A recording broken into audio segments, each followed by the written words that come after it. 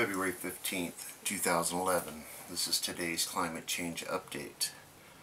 I just put a video out not moments ago about a X2.2 CME that was discharged from Sunspot 1158 according to SolarSoft. I will attach that video to this one.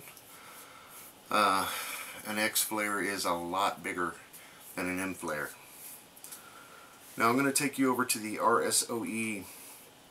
Now I told you that I heard it wasn't a good idea, that the site has been hacked and they're tracking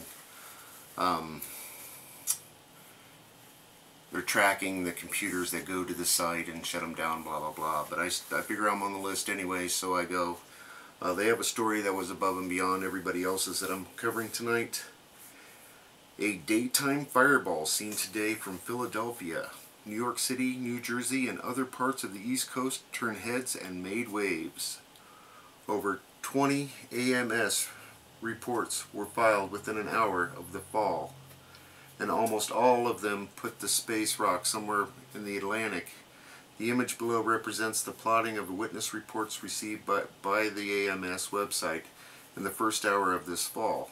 20 plus reports in an hour for a daytime fireball means this was a significant meteor event.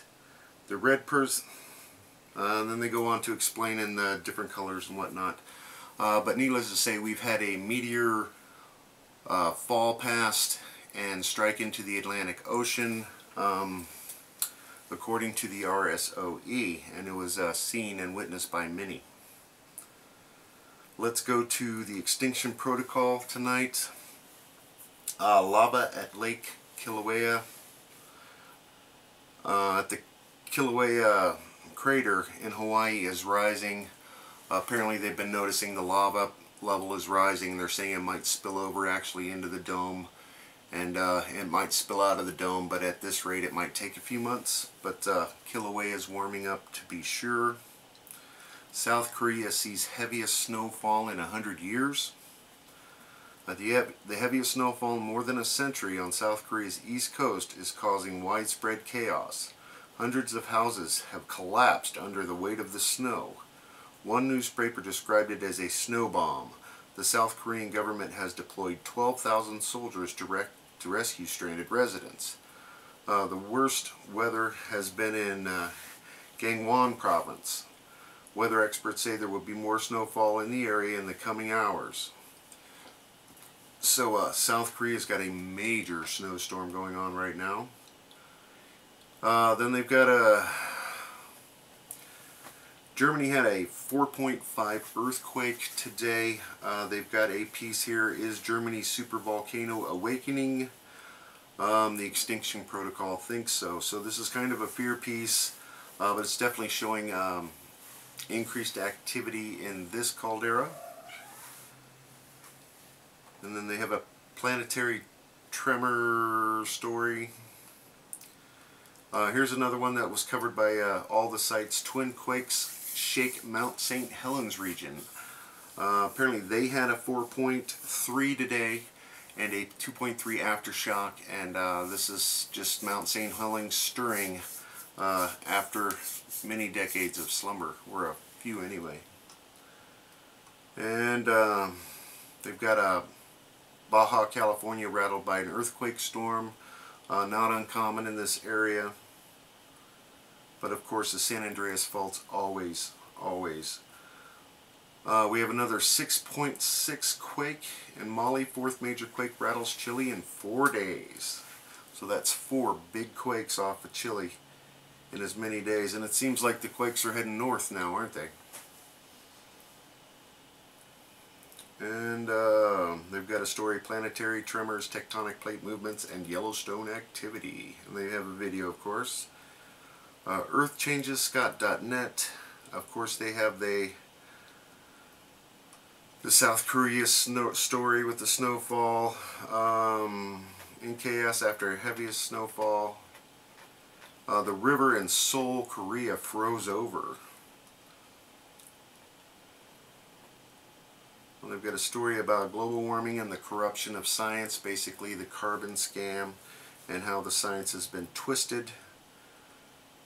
Morocco 4.5 earthquake was felt today.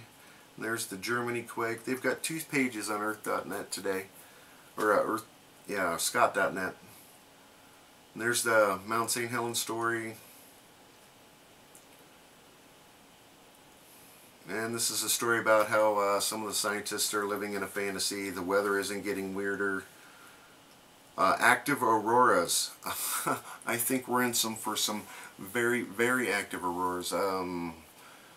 I might even get a videotape some here in Des Moines, Iowa with this X flare coming out at us. What would that put it at us? What, the 18th?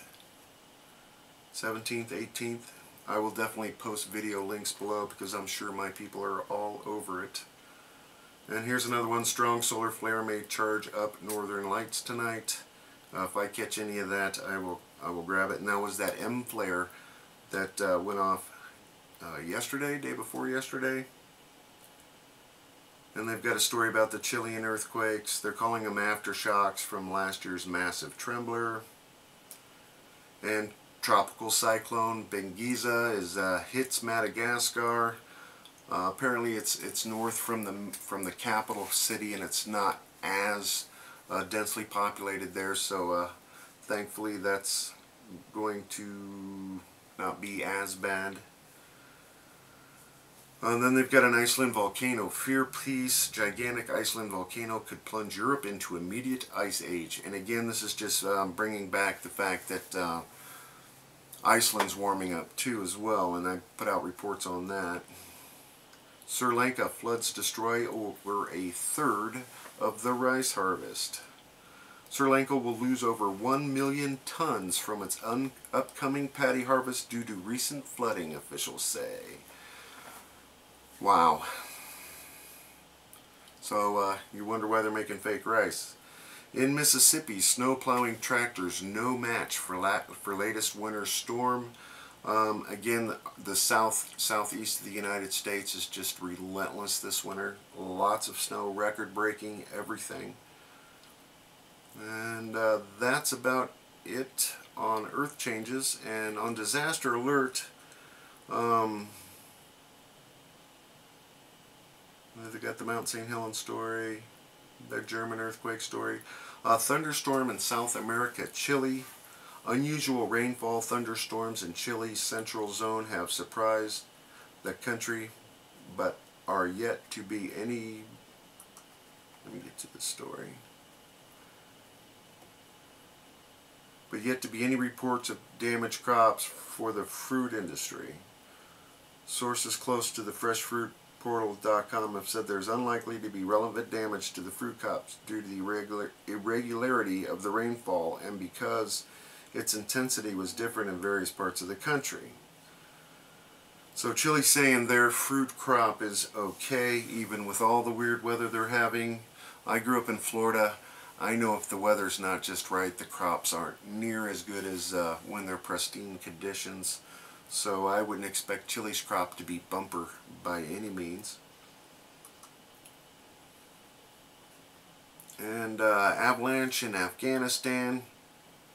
Avalanches killed at least 21 people in central Afghanistan after heavy snowfalls, an official said on Monday. And so they're having extreme weather. And there's the Benguisa story. They're reporting on the quick melt here in the United States, heat wave, North America, USA. It's taken until mid-February, but we're finally seeing our first major winter thaw. And that is it for Disaster Network. And again, that's about it for today. I know it's a long video, and if I missed anything, please let me know.